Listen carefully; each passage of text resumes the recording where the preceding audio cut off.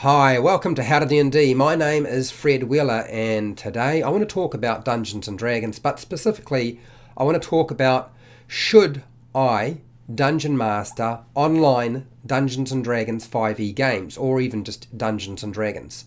This question has been sitting around in my mind for a while. A lot of people have tried to move me towards this concept a lot more than I have in the past. So what I'm going to do with this video is I'm going to answer this question for you if it's a question you need to answer for yourself and need to sort of deal with.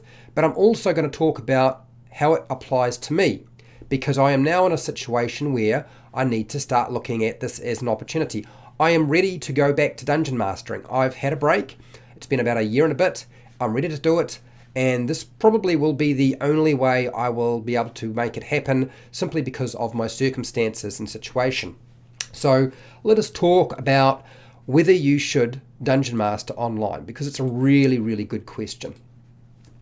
The first thing I'm going to say is, look, personally, and I think this applies to everybody, personally, I think everybody would prefer to play Dungeons and Dragons in person at a table. I know I do. That is my preference. If I had it anyway, that's the way I would do it. But that's not always possible, is it?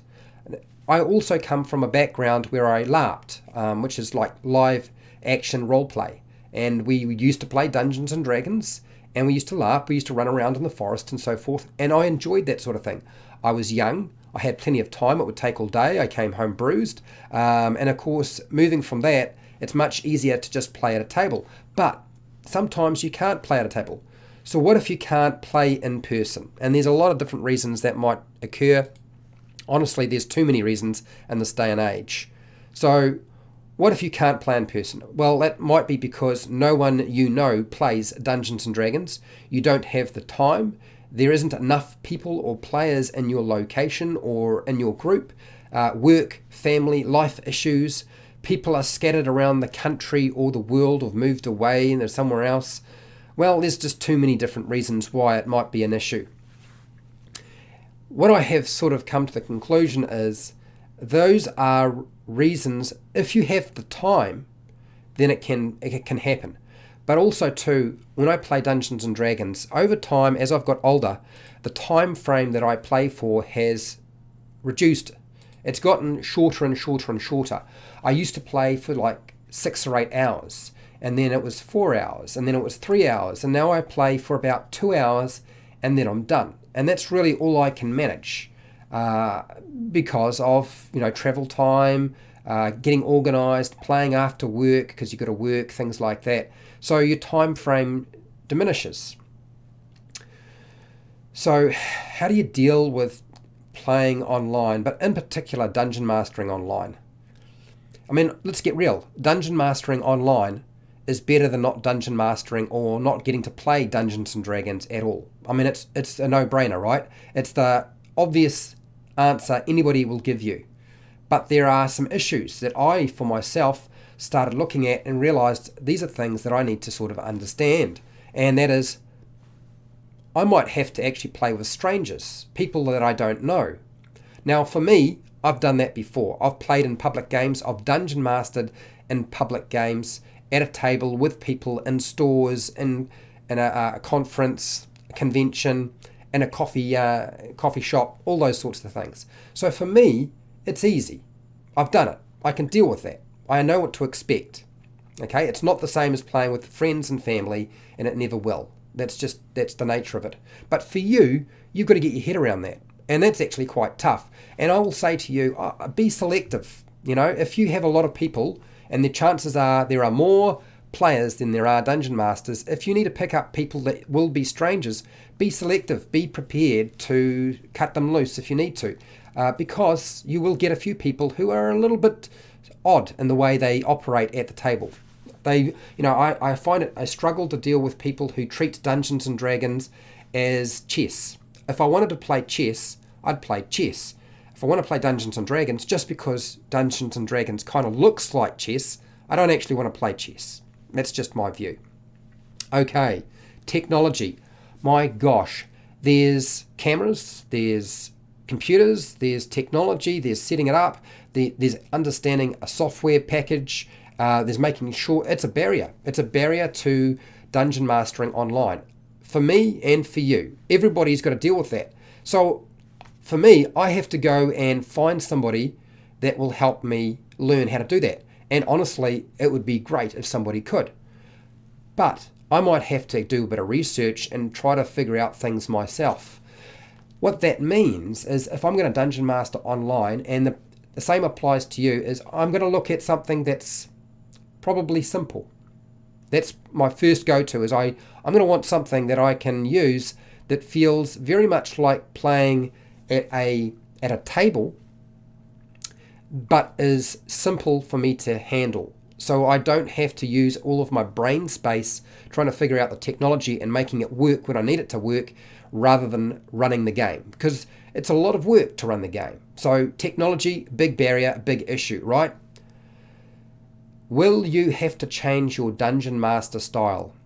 Will you actually have to alter the way you run the game? You might well find that you do, because you're dealing with people that are, one, they're not playing face to face. You lose a lot of the body language and communication that takes place at the table that way. You lose a lot of the opportunity to have small off-topic banter. That, online play, you're probably not going to be able to muck around. You're going to get a short time frame. Online play probably means you're going to be playing for less time rather than more time. That's just a reality. And as a dungeon master, how difficult is it going to be to maintain online dungeon mastering? I know that in person it's difficult for me, and I'm constantly drinking water, which I should be doing right now, and you will have to deal with the same sorts of issues. So you might find that you have to change your style of dungeon mastering to accommodate the people at your table who aren't necessarily your friends or family, who are used to the way that you operate and run the game. So what happens if everybody starts talking at the same time? Now, my understanding is that depending on the platform that you use, you could find yourself with just noise, just impossible to understand what's going on.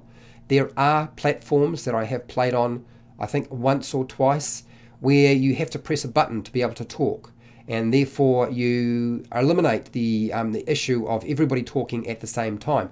I feel like that is problematic. It's a bit of a problem in itself, because it means that people are now sort of having to wait. And what if you all press the button at the same time? What's happened to the system? Who gets to talk first? These are all questions that I'm asking myself, and I'm sure you're asking the same questions yourself. What is the best or right platform for me to dungeon master online? I mean, should I be using Google Hangouts? Is that simple enough? Is it easy enough for everybody to enter? Because whatever platform that I use, it needs to be within my price range. And in my case, my price range is like nil. There's no price range. It's got to be free, essentially, pretty much like free. And my players, they don't necessarily want to have to pay money for that. So I have to look for something that's actually either already paid for, that I pay for in advance, or something that is free. That's, maybe that is the going rationale behind what platform you use. Is Google Hangouts too simple? I kind of feel that Google Hangouts seems to be something that a lot of people are using online. So my first instinct is that it may be the right tool. Or am I better off to use something like Roll20? Or should I be going for Fantasy Ground? Now, the problem with Fantasy Ground is there's definitely money involved. And I don't know too much about Roll20. I remember it was free at one point.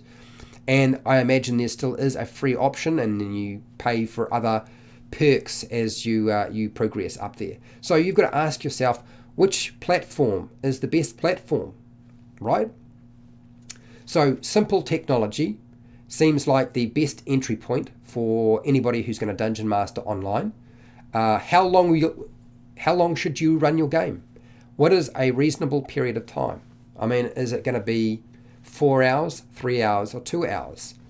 I find it interesting that a lot of games that are played online for entertainment run for maybe an hour and a half, 2 hours, they take a break and then they come back, which actually usually equates to a game that consists of about an hour and a half to an hour and 45 minutes, and then they stop. There are apparently people who run games for 3 hours long, which is quite a long time, to keep going. I know that my sweet spot for dungeon mastering now is about 2 hours, but I could go for 3 hours if there's a lot of sort of other stuff going on.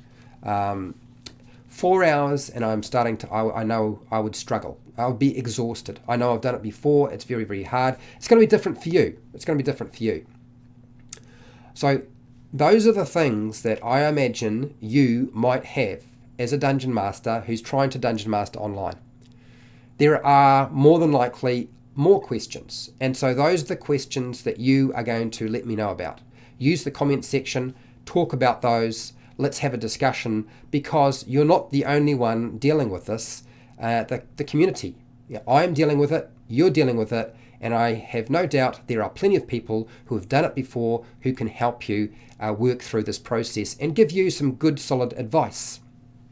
Okay, so now we've dealt with you. Let's talk about my situation. I don't know that you're necessarily going to be very interested, so I have been avoiding running Dungeons and Dragons online. But I'm now in a situation where I might have to make this like a job, which I always am reluctant to do. I've done it before with other things, and suddenly what was my hobby becomes my job and no longer my hobby. And those are the things that always worry me when I start looking at that as an option. But the reality is it's there, so now I've got to think about it. So what are the issues? I have to, in this situation, my issue is not only do I have to consider dungeon mastering online, I also have to figure out how it will make money so I can survive and live, because I can't do it any other way. That might not be a situation for you though. How much do I charge? And there have been a whole lot of things that have been bandied around in terms of how much I charge, because I realize that I can't charge by the hour because there's all the extra work behind the scenes, and also too, if I'm doing this, I'm not able to make money doing something else. So therefore, it creates a few problems. So I've got to, whatever I charge needs to be at a rate that's going to work. And of course, you might charge per head, per session, or per month, or whatever. And those are all things that I'm still deciding about. I mean, I'm thinking 3 hours is about my limit. I think more than that, and I would probably be too tired, and I would lose my voice. And also too, in terms of pay and how much. I mean, there's an exchange rate that's going on. So, and some of that money is going to get siphoned off from whatever platform that people are paying into. So I've got to think about those things, right? Those are all things that are percolating in my mind at this very moment. And hopefully somebody out there is going to be able to give me an answer. It's part of the reason of doing this video. Do I charge $15 per session or $20 per session per person? Is that going to be enough? Because there is a lot of expense. Whether you realize it or not, there's actually a lot of expense to one running a pre-made adventure, and if you start making your own adventures, even more time involved, and therefore actually more expense. So there's a factor, right, and that comes into play there. How long do you play? I think I've answered that question for myself, but you will be able to help me. How do I set up payment? For me right now, I'm thinking, I'm not sure how to do that. I was thinking maybe through Patreon, having that accessible. That means changing the payment system on Patreon, which means if I do it that way, I don't know if there's a pay system that you can use through platforms. There might be a system you can use on Google Hangouts or Roll20 or Fantasy Grounds. Who knows? If you're in the same country, it might be very, very easy to set up a system for that via email. Who knows? So a payment system. How do I set up payment? How much do I charge? Organising people. So there's going to be time required to actually organise people into the game, which you have to factor in.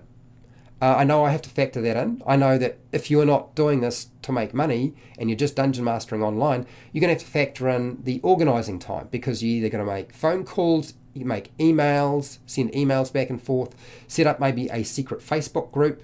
I think that is one of the things I've used in the past and worked really well. What about how do I organise the game? Well, maybe I'm going to have to use text messages. Am I going to use a platform which is sort of like a board, a bulletin board of some kind, is that communication and setting up the time and organising everybody. And then, of course, there's always the character building process. We don't really want everybody building their characters away from everybody else. It's not really so much of an issue in terms of the mechanical side of things. It's more of an issue in terms of the background and how they will fit within the group and the motivations of that character. Those are all things that if you're doing your game online, you don't want to be sending messages back and forth to much. You really want to make sure, and I know I'll be thinking the same way, is that what I want to do is, if they aren't going to build the mechanical character in the session that you're running online, I don't want them to build the fluff, the background, all of the nuts and bolts in terms of how it's going to be integrated into the story. I want them to do that with the group, because it's like running it. You have to do this. Otherwise, you could wind up with somebody else showing up with a lone wolf who thinks that the game is going to revolve around their character and them and nobody else. And that will cause all sorts of problems, resulting in you having to watch more videos on YouTube and Twitch TV and wherever else, trying to get advice on how to solve all those problems, right? So another factor. So organising it. Do you run one-shots, just a single adventure on your session? Do you run a campaign? So those are all things that I am percolating and thinking about. What I will say to you right now is figure out how it's going to work for you. Ask the questions you need to ask. Put those questions into the comments, and hopefully my community, who I know are more than a few of them do Dungeon Master Online, will hopefully be able to answer some of those questions for you. This is part of the reason for doing this video. The other aspect to it is I need to know from you, and the best way to communicate with me is not necessarily via comments on YouTube or through the live stream. That is to go to my About section and find my email address and email me and tell me, would you be interested in paying for me to Dungeon Master for you? I have always been very reluctant to do it, but I am considering it. Would you consider it? Is it something you would be interested in? Would you be looking for a one-shot, a campaign that's run every week, or just once a month play an adventure with Fred? Okay, as the Dungeon Master. Are those the sorts of things that appeal to you? So I want to know. And if there's anybody out there who can help me move my head from where I am, which is a Dungeon Master who operates at a table, to a Dungeon Master who operates on the digital platform, how can I do that? Can you help me integrate myself into that? So that's why I'm saying use my email address rather than use the comments. By all means, if you have advice for other people, put that in the comments section and we'll certainly talk about it there. But if it's related to my question and me, email me personally, not just use the comments. Okay, so that is my video for today. So if you have any feedback, questions, so forth, use the comments. If it's related to how you're going to deal with your own integration from a Dungeon Master who was playing or running the game at a table to running online, if it's for you, put your questions down there and I'll get my community to help answer those questions. And look, when it's related to me, make sure to send that email. Look, I have hundreds of videos for players and Dungeon Masters. You're welcome to go and check those out, and I suggest you do as soon as you get an opportunity. I have a Patreon page where you can support me, where you get access to content that other people don't get access to, and you'll also get first priority on anything that I make in terms of YouTube content and anything else. I have an affiliate link to the book depository on Amazon. My Amazon affiliate links are now covering the wider world, so you can just pick the country that you're a part of and buy your stuff. Just go through the link and it works perfectly fine. So remember, share, like, subscribe, hit the bell button to be notified when I go live, because I go live a lot, and when I edit new videos. And hey, till next time, keep rolling those 20s. See you later.